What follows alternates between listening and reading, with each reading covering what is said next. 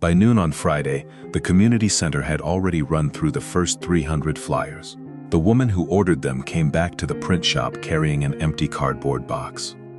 "We need another batch," she said. "The stacks at the library, the laundromat, and the grocery store are gone."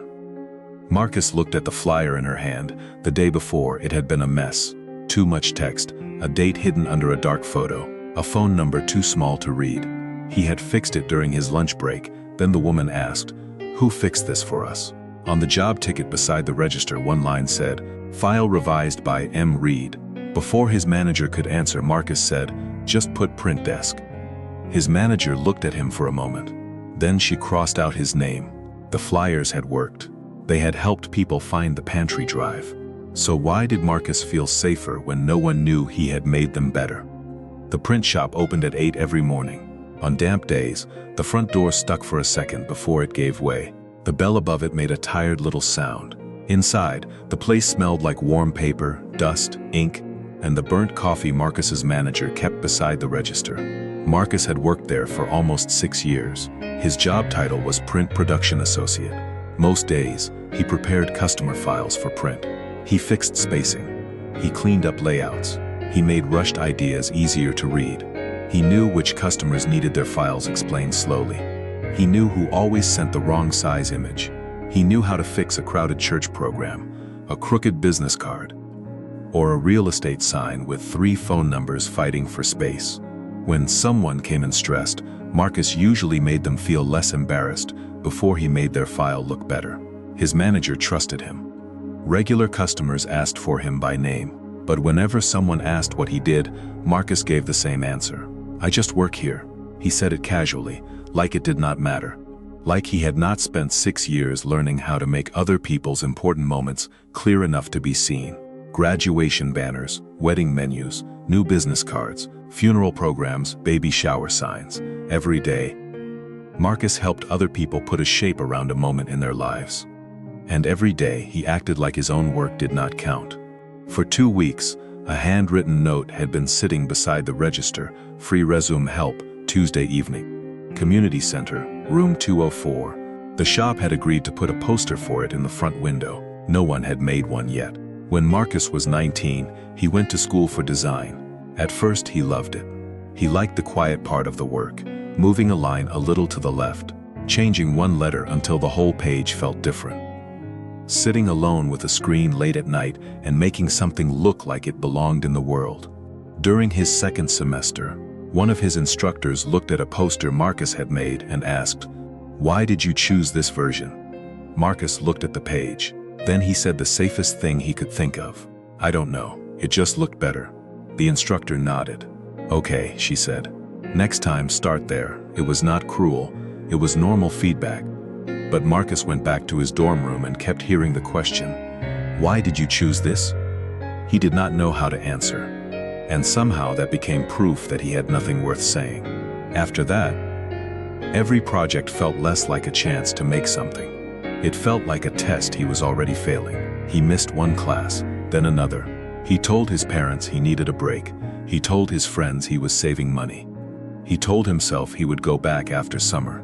But summer became fall, fall became another year, and eventually it became easier to say, "I just work here," than to explain what he had once wanted. That Thursday morning, a woman from the community center came in with a flash drive and an apology. "I know it looks bad," she said. "I made it in a rush." The flyer was for a neighborhood pantry drive. It started Friday morning and ran through Saturday. They needed 300 copies before the print shop closed that day. Marcus opened the file. There were 6 different fonts. The date was almost hidden under a dark blue photo. The address was too small. The list of items people could donate had been squeezed into one corner. His manager leaned over his shoulder. "Can you take a pass at this?" Marcus almost said no, not because he could not do it. Because he knew what happened when he made something look good. Someone noticed, then someone asked for more. Then there was a chance they might expect him to be the person he had spent years avoiding. But the woman looked exhausted. Her hands shook a little as she held her coffee cup. So Marcus said, "Give me 20 minutes." He worked on it during lunch. He removed the border.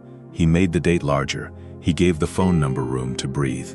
He separated the donation list into clean lines. Nothing flashy, nothing clever.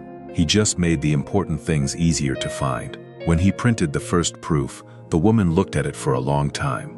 Then she said quietly, "Oh, now I can see it." Marcus nodded. "It was already there," he said. "I just moved things around." The flyers were printed by late afternoon. The woman took them back to the community center. Some were left at the library.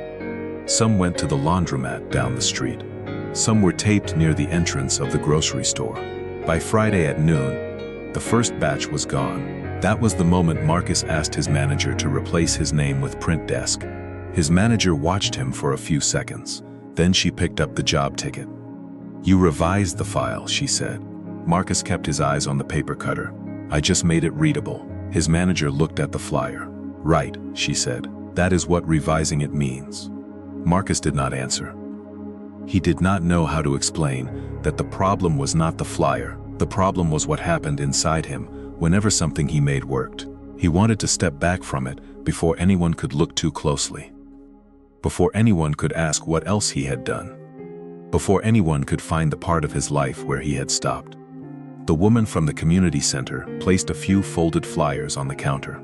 "We ran out before lunch," she said. Marcus looked up. "Already?" She nodded. A woman came in after her night shift with 2 bags of canned food. She said she saw the flyer at the laundromat. The woman smiled. Usually people walk past those boards without looking. Then she tapped the flyer once with her finger. But this one told them what to do. Marcus looked at the page. For years, he had treated his ability to notice things as something small. Useful, maybe. But not important. He thought design only counted when it was impressive. When it was original. When someone could point at it and say it was brilliant. But this flyer had not needed to be brilliant. It had needed to be clear. A person had read it. A person had understood it. A person had shown up with food. Marcus had spent years making other people's ideas easier to understand. Maybe that was not nothing. Maybe that was the part of the work he had never learned how to value. Later that afternoon, Marcus went into the storage room to look for heavier paper. Behind a stack of poster board, he found an old metal ruler. He had brought it from design school during his first week at the shop. Near one end was a faded strip of masking tape. His handwriting was still there, Marcus R. He stood there longer than he needed to. He did not suddenly feel brave. He did not decide to go back to school. He did not open his old portfolio that night. But he understood something small. He had spent years waiting to feel finished before he let himself be seen. He thought he needed to come back as someone certain, someone impressive, someone with a clean explanation for every year he had been gone. But maybe he did not need to become that person first. Maybe he only needed to stop acting like the part of him that cared had disappeared. Before closing, Marcus looked at the handwritten note beside the register. Free, resume help, Tuesday evening, community center, room 204. Then he asked his manager, "Do you still have the details for that resume help night?" His manager looked up. "Why?" "I thought I could make the poster for the window." She slid a sheet of information across the counter. Marcus took it home. Not because anyone asked him to. Not because it was a portfolio piece. Not because he had a plan. He just opened a blank file. He chose one headline, Free Resume Help, Tuesday evening, Community Center, room 204. He gave the address enough space. He made the time easy to see. He left the rest of the page quiet. The next morning, he printed it on heavier paper. Then he stood in front of the shop window with the poster in his hands. His manager walked over. "Did you make that?" Marcus almost said what he always said. "I just cleaned it up. I just work here. It was nothing." But he looked at the poster again. Then he said, "Yeah, I made it." His manager nodded once. "It reads well." That was all. No speech, no applause. Marcus taped the poster inside the front window. A few minutes later, a man in a work jacket stopped on his way to the train station. He read it. Then he took out his phone and took a picture. Marcus watched from behind the counter. He did not know whether the man would go to the resume help night. He did not know whether it would change anything. He still had an old portfolio folder in the bottom drawer of his desk at home. He still did not know if he would ever go back to school. He still felt the urge to make himself smaller whenever someone noticed something he had done well. But later that day, another customer sent over a messy file. Marcus fixed it. At the bottom of the job ticket, the line said, "File revised by." This time, Marcus typed M. Reed, and he left it there. It was not a comeback.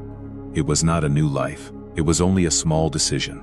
But for the first time in a long time, Marcus allowed the work to point back to him.